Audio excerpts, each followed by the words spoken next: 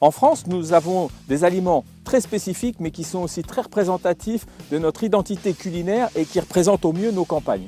Aujourd'hui, nous sommes à Franpas et nous allons aller rencontrer Benoît Janson à la ferme du Gros Chêne. Il va nous présenter son élevage de gastéropodes dans ce nouveau numéro de Sur le Grill.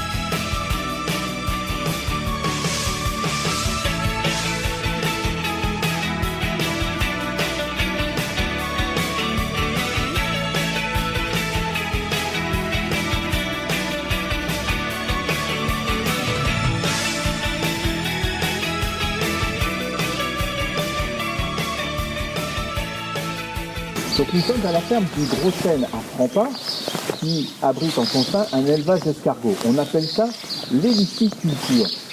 Bonjour Benoît, merci de nous accueillir. Alors depuis combien de temps accueillez-vous des gastéropodes à la ferme? Bonjour Alexandre, je me suis lancé dans l'élevage d'escargots en 97. Je fournissais uniquement le restaurant de l'auberge du Gros Chêne à Franpas. Et depuis l'année dernière, j'ai développé ma production que j'ai transformée en agriculture biologique. Et maintenant, j'en vends dans différents restaurants et à des particuliers. Donc, je vais t'inviter à visiter mon élevage. On va commencer par la reproduction. Ensuite, on verra le lâcher des escargots dans les parcs. Et bien, c'est parti. On y va.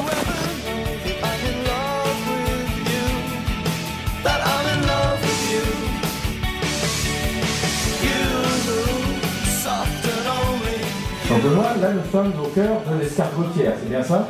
Oui, dans le local de production. Local de production. Alors concrètement, comment ça se passe? Parce qu'un escargot, ça hiberne. Et comment tu fais? Alors au départ, il faut choisir des reproducteurs. Donc les reproducteurs, on prend les premiers escargots qui deviennent gros, donc qui sont bordés. On les sélectionne et on les fait hiberner. Donc on les met à 8 degrés dans le noir. Et ensuite, on les réveille au mois de février. Mi-février, on les réveille. Et on les met dans les bacs d'accouplement. Et là, tu crées les conditions idéales pour l'accouplement. Voilà, c'est ça. Donc on leur fait croire que c'est le mois de juin, au mois de février. Donc on a une lumière, type lumière du jour, qui éclaire pendant 18 heures par jour. Et on s'arrange qu'il y ait une hygrométrie environ 80-90 degrés, 80%. Et les températures de 17 à 19 degrés. Ils mangent, forcément. Voilà, donc tous les jours, je les nettoie, je les lave et je les nourris. Alors je leur donne de l'aliment bio qui est basé principalement de maïs, de pois et un peu de calcaire pour les coquilles. D'accord. Et donc là, après, les conditions sont réunies pour qu'il y ait un accouplement. Voilà. Donc là, ils s'accouplent et toutes les semaines, ensuite, je les fais pondre. Donc après, pour les faire fondre, je les mets dans des bacs avec du terreau. Et ils pondent dans le terreau. Alors, sans faire de voyeurisme, un accouplement, c'est vrai que l'escargot, c'est hermaphrodite, c'est ça? Voilà, donc il n'y a pas besoin de sélectionner mâle-femelle, on mélange, on est sûr qu'il y aura des accouplements derrière. Et donc après, la ponte, c'est vraiment, on a l'impression que c'est du caviar blanc. Voilà, oui, c'est du caviar blanc. Ils pondent des grappes où on trouve environ une centaine d'œufs par grappe. D'accord. Donc là, après, tu récupères les œufs, tu places dans des petits gobelets, j'ai vu ça. Et combien de temps ça met pour éclore un œuf? Alors après, pour les éclosions, on joue sur les températures. Si avec les températures idéales, à 20 degrés, ils vont mettre 15 jours pour éclore. Donc les premiers qui naissent, moi je les mets à 8 degrés, je les mets dans un frigo. Et comme ça leur permet d'attendre un petit peu pour... et ça permet d'étaler aussi ta production. Voilà, j'étale Donc après les naissances, c'est vrai que là, avec les températures sèches qu'il y a actuellement et puis les gelées encore, tu ne peux pas libérer dans les parcs quand même tout de suite? Alors le sec, c'est pas très grave parce que les parcs ils sont irrigués. Mais par contre, les températures, on est obligé d'attendre qu'ils ne gèlent plus pour les mettre. D'accord. Et puis là, ça va commencer à se réchauffer, donc c'est là où tu libères dans les petits parcs Voilà. des naissances, c'est ça?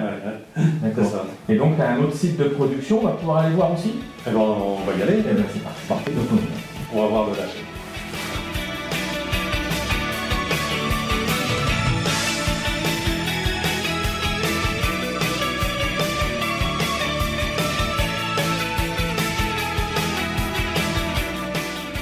alors, Benoît, dis-moi, nous sommes où?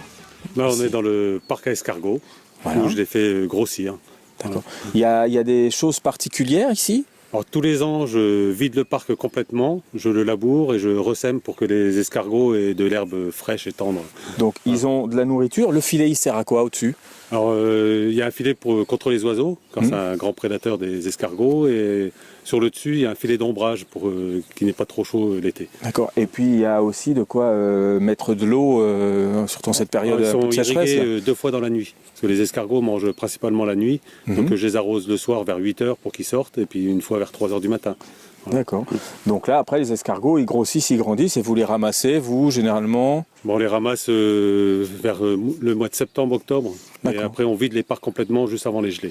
D'accord. Et puis là, donc forcément, ça part en production à la ferme du Gros Chêne. Voilà. Après, on les met dans les bacs pour les faire jeûner. Et puis après, on les transforme. On va regarder tout de suite sa production. Moi, je veux juste te dire aux petits, à tout le monde qui aime ramasser ses escargots le long des routes ou dans la forêt, que le ramassage des escargots, c'est très réglementé, que vous ne pouvez le faire qu'à partir du 1er juillet. Alors, vous ne faites pas attraper par le garde champêtre ou la maréchaussée. Bon, on va aller voir ta production et puis tu vas nous expliquer ça en détail. Ok, pas de problème.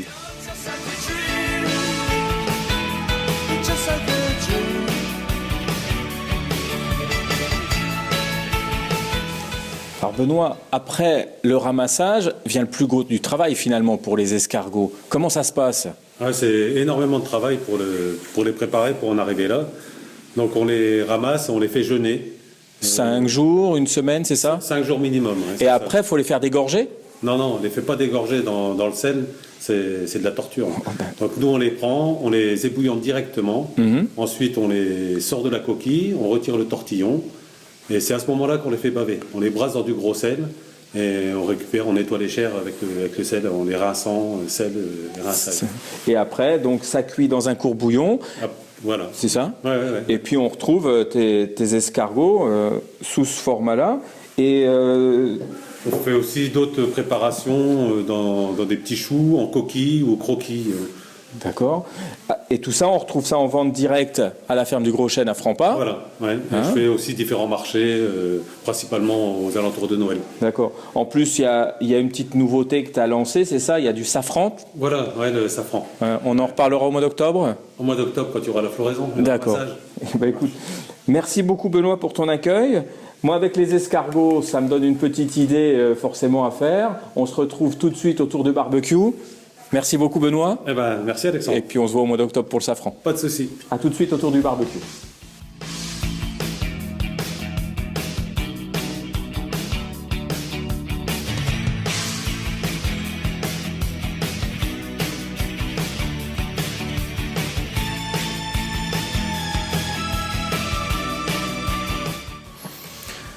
Donc nous voici autour du barbecue pour une idée de recette. Donc de la ferme du Gros Chêne, j'ai ramené des escargots qui sont déjà cuits au courbouillon. Donc ça va aller très vite.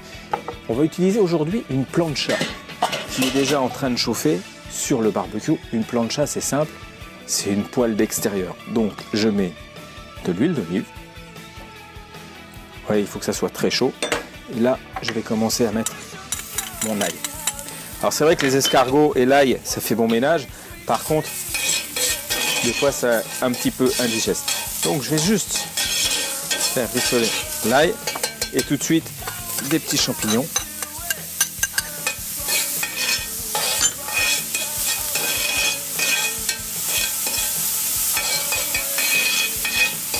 Voilà.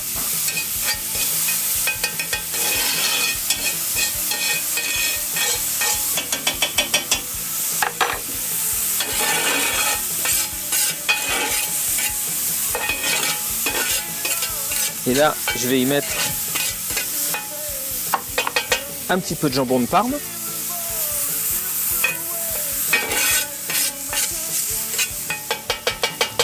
Et enfin, mes escargots.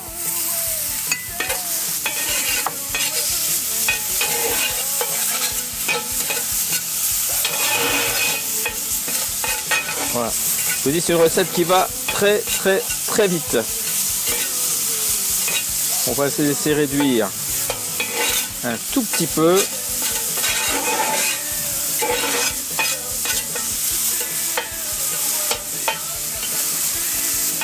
Les escargots sont déjà cuits dans un bouillon. Donc là, c'est juste pour les réchauffer. Et ce qu'on va faire, on va déglacer le tout avec un petit verre de pastis.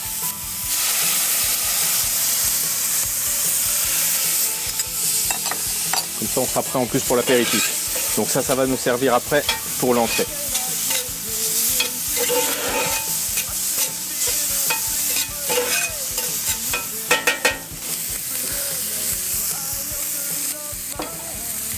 Et on va passer tout de suite au dressage.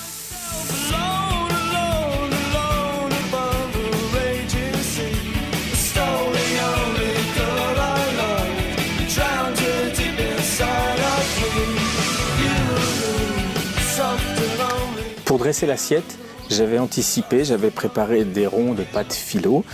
Et à l'intérieur, j'ai mis toute ma préparation qu'on a fait cuire à la plancha et au barbecue. Je vous remercie de votre attention et on se retrouve rapidement pour un nouveau numéro de Sur le Grill.